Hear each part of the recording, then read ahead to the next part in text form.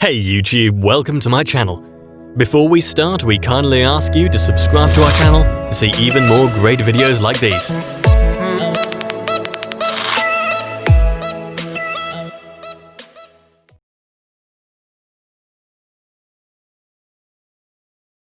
The thing I love most when it comes to seasonal anime is that there's a lot. We have all kinds of new additions, whether it be originals, returning shows, or just some studios brewing up some new stuff for the fans to enjoy.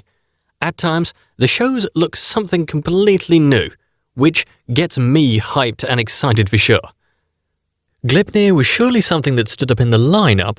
The moment I saw that bear taking up most of the space of that poster, I knew it was something to look out for. Being a huge Five Nights at Freddy's fan, the whole giant stuffed toy thing was bound to be interesting in my opinion. However, the show didn't take much time to make me realize that it's just not my cup of tea. It could have been a good one, but there's a lot of areas that need alteration and modification.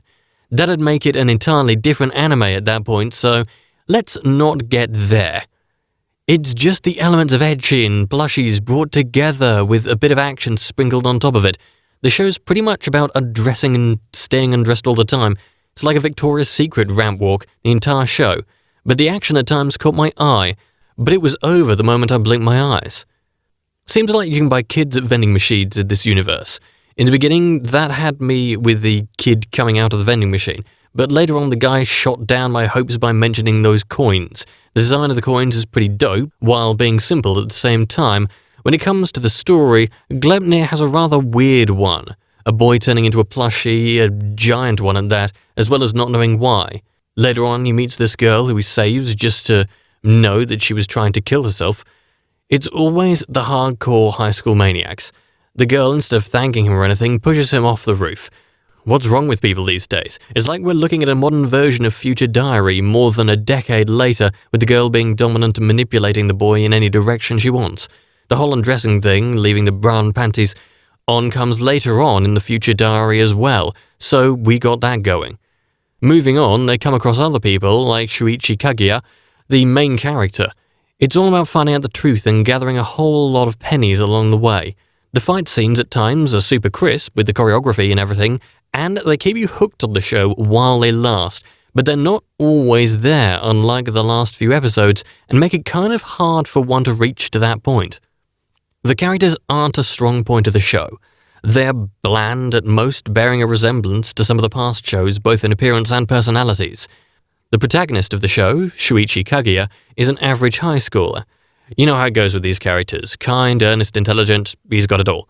But the moment the plushie starts taking control of him, he starts doing weird stuff, like trying to take off an unconscious girl's panties. But he wasn't in his senses at the time, so we let him off the hook.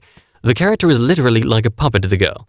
The girl, Claire Aoki, is a literal second version of Gasei Yuno, except the fact that she's not clingy at all, so we have an improvement. She literally controls him all the time. You know, even while being controlled, and situations like that in anime, at critical situations, you're able to do things and handle the situation in a way you deem worthy.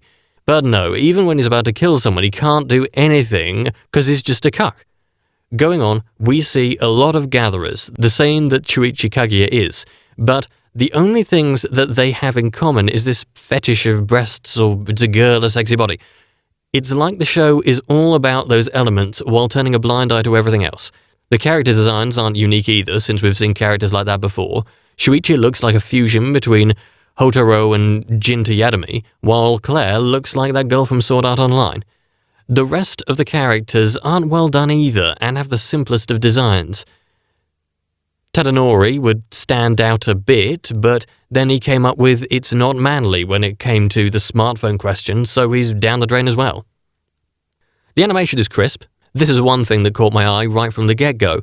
The whole reflections and lighting are done really well, and this makes everything look way more wonderful and delightful.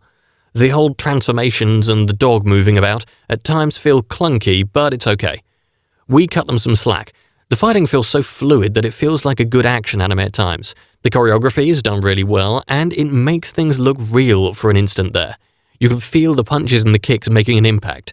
I love the fact how they paced scenes and made it look that good without anything looking out of place at all. When it comes to animation, and if we're looking at the animation alone, it is good and something that's worked hard on. The soundtracks are not the best out there, but it's still decent. But there's this thing where the soundtracks are out of place, like the wrong ones play at the right times and the right ones play at the wrong times. They could have made the show look a lot better and in place if they were in place. The opening is something that takes it up from the get-go with the music. But when the lyrics come in and make you miss the music that was playing just a moment ago. The music has that rhythm and melody to it that makes the lyrics look bland in comparison. But the opening is well done and could be added to the list of good anime openings of 2020. Same goes for the ending. The music makes it stand out for sure. Gleipnir is something really different.